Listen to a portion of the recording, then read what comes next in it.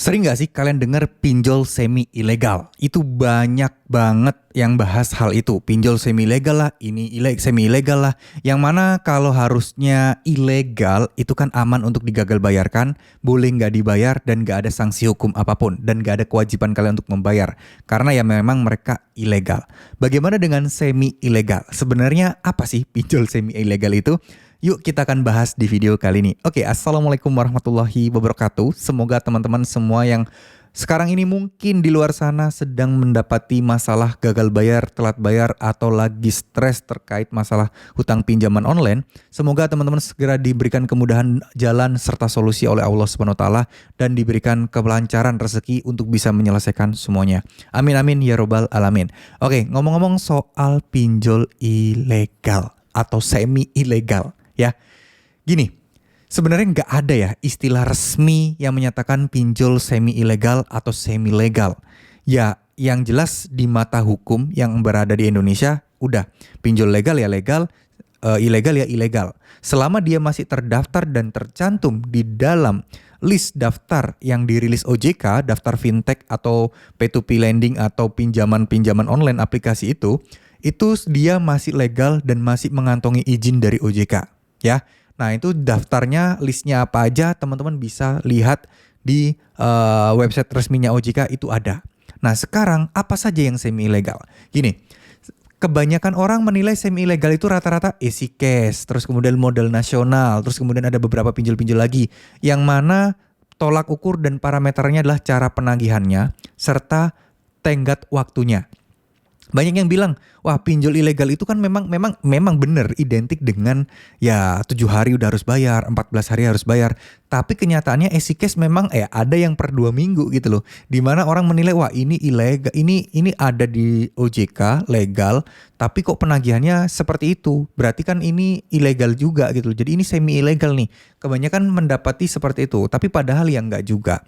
Kita tidak bisa melabeli sebuah aplikasi pinjol itu semi ilegal hanya karena mereka melanggar. Ya, dan kita kan tidak pernah tahu, jangan-jangan aplikasi yang lain juga ada melanggar juga, tapi di sisi yang lain. Nah, ini nih sebenarnya peranan dari OJK untuk bisa menertibkan dan mengevaluasi semua aplikasi pinjol sih. Cuman ya kita harus maklum juga, masalahnya kan OJK kerjaannya nggak ngurusin pinjol aja, kerjaannya juga sekarang ini malah justru ngurusin investasi bodong gitu-gitu ya.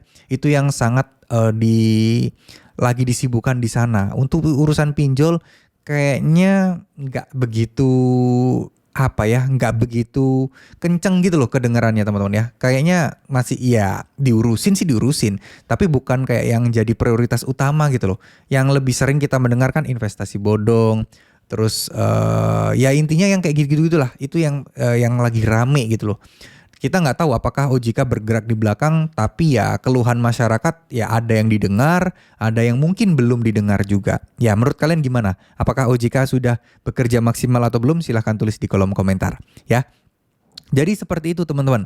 Terkait masalah hal seperti ini tentu saja kita intinya kalau misalnya dia ada di daftar list dikeluarin OJK, itu udah legal. Masalah bagaimana dia melanggar, masalah bagaimana itu urusannya mereka masing-masing, urusan si pinjolnya.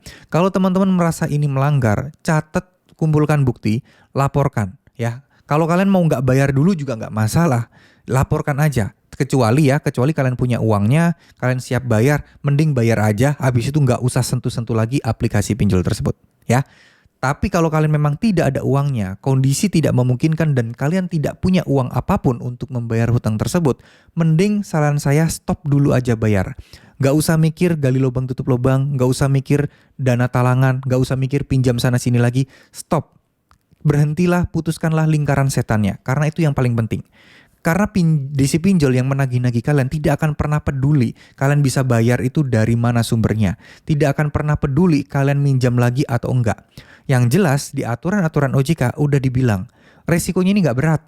Resikonya sudah tertulis. Jadi diharapkan teman-teman untuk tidak minjam di tempat lain atau gali lubang dan tutup lubang. Itu yang paling penting ya. Jadi saya rasa teman-teman harus bangkit. Saya rasa teman-teman jangan sampai gampang terhasut, terbrainwash gitu ya oleh oknum-oknum desi yang tidak bertanggung jawab karena memang tujuan mereka adalah itu. Menghalalkan segala cara agar teman-teman bisa bayar. Oleh karena itu teman-teman juga harus punya pendirian dan kekeh dan teguh ya, untuk tidak gampang terhasut. Ya, oke, sebagian orang akan bilang utang mah harus dibayar. Lu minta-mintanya itu berharap dapat dicairin, tapi begitu ditagih lu menghindar. Nih, untuk yang berpikiran seperti itu, saya sampaikan kepada kalian bahwa kita itu mempunyai kondisi yang berbeda masing-masing. Gak semua orang mempunyai privilege sekarang ini, mempunyai pekerjaan yang mapan, mempunyai pekerjaan yang bagus yang bisa membayar utang. Ada yang lagi proses berjuang untuk mendapatkan pekerjaannya. Gak bayar itu bukan berarti gak mau bayar, tapi memang masih belum sanggup bayar. So, kalau misalnya ada yang berpikir kayak gitu, lebih baik cuekin dan abaikan aja. Kalian, saya yakin teman-teman juga berusaha, saya yakin teman-teman juga pengen lepas dari jeratan pinjol ini.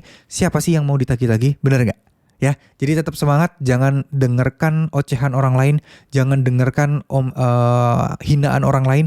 Ini yang menjalani kalian, yang bisa ngasih solusi adalah diri kalian sendiri. Jadi jangan sesekali kalian memikirkan perkataan orang lain terkait masalah situasi pinjol ini. Karena mereka tidak akan ngebantu, yang bisa ngebantu diri kalian adalah diri kalian sendiri. Ya, terima kasih, mohon maaf jika ada salah-salah kata. Wassalamualaikum warahmatullahi wabarakatuh.